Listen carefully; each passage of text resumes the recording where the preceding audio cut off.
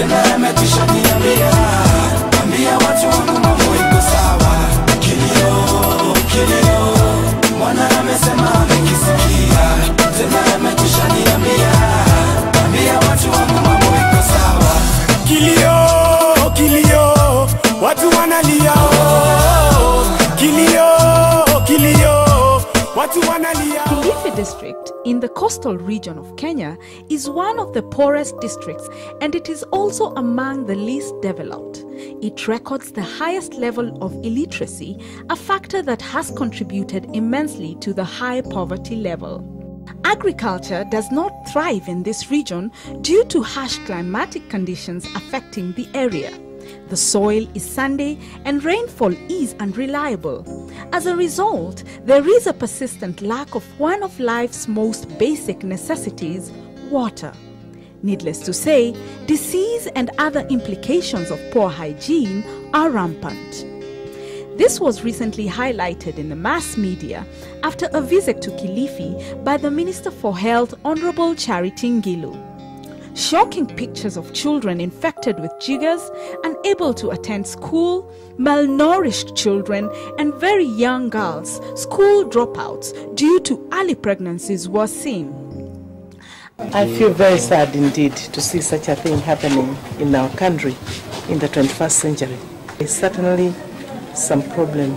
It all dates back to December 2005 during a follow-up feeding mission to hunger-stricken Kilifi district at a time where famine had ravaged that and other parts of the country.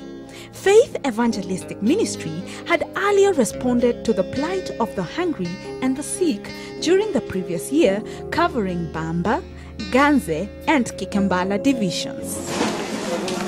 They also needed water. Even came with water. Over 80,000 famine-stricken victims were fed in both visits, with many others receiving medical attention offered by Faith Evangelistic Ministry's health professionals. It was at the height of this calamity that God, through a prophetic voice, spoke to the vision bearer of the Faith Evangelistic Ministry, Reverend Teresia Wairimu Kenyanjui, with clear instructions to set up a special feeding center where orphaned and destitute children could be provided with food, clean water, clothes, as well as godly love and moral upbringing. Huyo Yesu ni mwokozi wa sisi sote, si ndio? Tumepatanishwa na damu ya Yesu, si ndio? This word brought to her mind another prophecy that a man of God had given her back in 1996, in which God told her he was going to grant her a major responsibility in the coastal region. This prophecy was clarified even further by Prophet Bartasse of Jordan in 1998. He prophesied that God would entrust the ministry with the enormous task of feeding the poor and taking care of the orphaned and the widows. God would entrust us with a food bank which would enable us to bank bread for the hungry. In addition, a great spiritual father of this nation, the late His Grace Archbishop Manasseh Kuria, echoed it in 2005 August when he strongly exhorted the ministry to take care of the orphaned children and the widows.